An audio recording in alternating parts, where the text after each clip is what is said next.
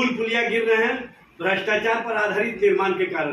भ्रष्टाचार को जिस तरह से एनडीए और डबल इंजन की सरकार ने शिष्टाचार का रूप दे दिया है और भ्रष्टाचारी को बचाने के लिए किस तरह से सदाचार और शिष्टाचार का रूप दिया जा रहा है, यह स्पष्ट रूप से दिख रहा है।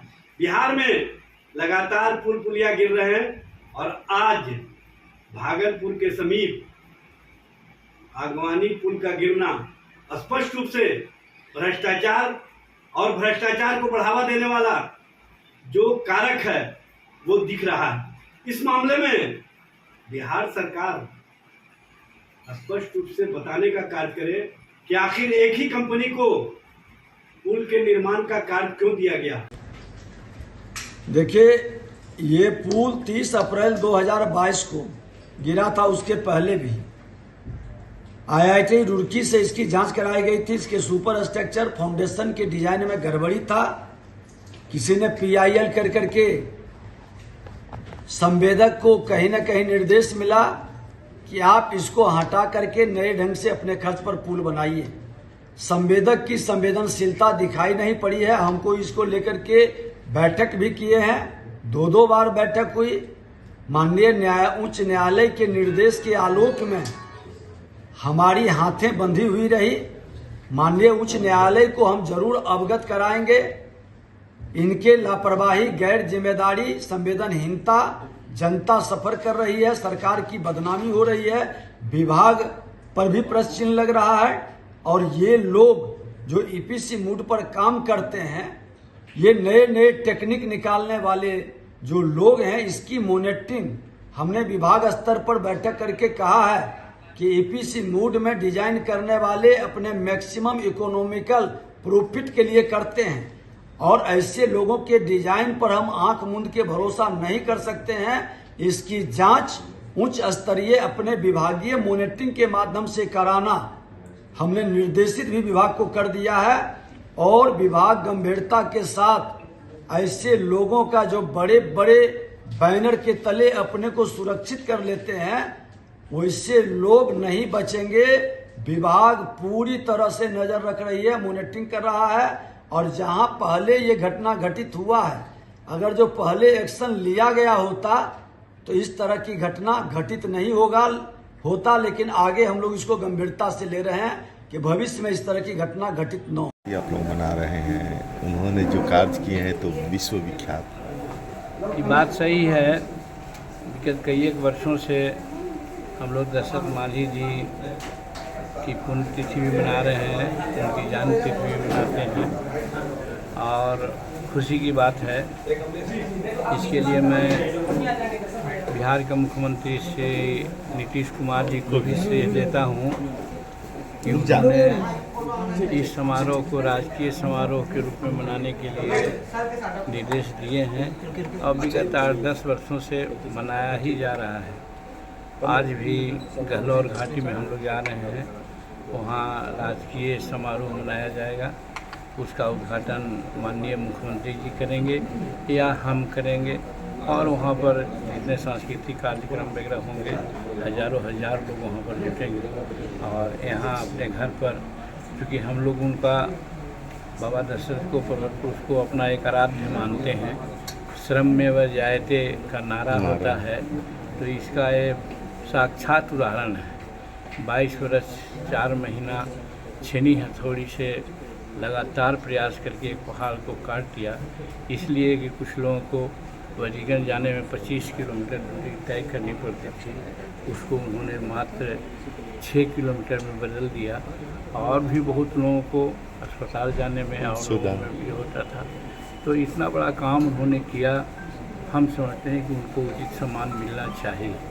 हम लोग अपने तरफ से सम्मान के लिए उनको जन्मतिथि पुण्यतिथि मनाते हैं। आज पुण्यतिथि है, लेकिन हम लोगों की मांग अनवरत इधर चल रही है और इसके लिए हमारे कुछ उत्साही युवकों ने पैदल मार्च किया, दिल्ली तक के जाने का काम किया और वहाँ राष्ट्रपति महोदया से भी हम लोग मिले, साथ में हम जो डेलीगेशन मांग किया कि बाबा दशरथ को भारत रत्न की उपाधि दी जाए, क्योंकि ये कोई मामूली काम नहीं है। हम समझते संसार में ऐसा काम करने वाला कोई नहीं होगा जैसा काम इन्होंने किया कठिन परिश्रम करके, हर गुर्बत को सह करके। ये नहीं कि बहुत अमीर आदमी थे, बहुत सक्षम आदमी थे, वो कमाई कर करके, भीख मांग करके, भूखे रह करके भी ऐसा काम किया। तो इसमें हम लोगों को इससे उत्साह मिलता है और हम ये कह सकते हैं कि हमारा समाज जो भुइयाँ मुसर समाज है, उसमें एक से एक वीर पैदा हुए हैं। तो उसमें हमारे दशरथ मांझी भी एक प्रमुख वीरों में हैं। एक दूसरे लौंगी मांझी भी हैं, उन्होंने भी 7 किलोमीटर नहर बनाया, कैनाल मैन की बात की जाती है उनको। तो कहने का मतलब है कि श्रम का एक देना चाहिए महत्व, जो अभी नहीं मिल रहा है। इसकी मांग हम लोग सदा करते रहे हैं। आज हम लोग भगवान से प्रार्थना करते हैं कि उनकी आत्मा जहाँ भी रहे शांत रहे और शांति मिले, और हम लोग को प्रेरणा मिले कि जो उन्होंने काम किया, उन्होंने कहा था कि जब तक काटेंगे नहीं तब तक छोड़ेंगे नहीं। तो यही चीज़ होना चाहिए, दृढ़ प्रतिज्ञ होना चाहिए। हम लोगों को लेसन मिलता है कि अगर दृढ़ प्रतिज्ञ हो करके एक इरादा के साथ अगर काम करेंगे तो सफलता निश्चित होती है। इसलिए पुनः आज हम लोगों ने उनके पुण्यतिथि पर माल्यार्पण किया है। जो सुल्तानगंज की जो अगवानी पुल है, वो तीसरी बार हैट्रिक लगाई है गिरने में, और सीना चीर कर ये सामने कह रहा है कि मैं भ्रष्टाचार से निर्मित हूं, बंदरबाट से निर्मित हूं। हजारों करोड़ का पुल बंदरबाट का शिकार हो रहा है। डिजाइन किसने बदला भाई? कौन था 18 में मंत्री? 22 में जब गिरा था तो कौन था मंत्री? जो वर्तमान में जो डिप्टी सीएम है, जो लॉर्ड मौथ बने हुए हैं, जरा पूछिए ना, मतलब विभाग का भी जानकारी नहीं है क्या पूर्व के मंत्रियों का? तो पूर्व के मंत्री तो वही हैं, कौन थे? नितिन नवीन जी थे, किरण किशोर जी थे। आप ही को बताना चाहिए ना, सब कार्यकाल में तो आप ही हैं। तो विभागों की जानकारी पढ़ लिया करिए, ज्ञान प्राप्त कर लिया करिए। रुड़की तक को दिया गया जीमा, क्या रिपोर्ट आया उसका भी कोई अता पता नहीं रहा। तो भ्रष्टाचार का तो वो सबसे बड़ा नमूना है भाई। एगो तो जो लूज टोकर हैं वो तो चुप्पी साध लिए हैं, आई अपना बिना ज्ञान के ज्ञान पेल रहे हैं। जानकारी पर प्राप्त कर लीजिए, पढ़ लीजिए। विभाग का तो रूल रेगुलेशन जानना चाहिए ना, खाली आपस करने से थोड़ी होगा। आपस करने से तो पूरा वापस ही पुल जल समाधि ले रहा है।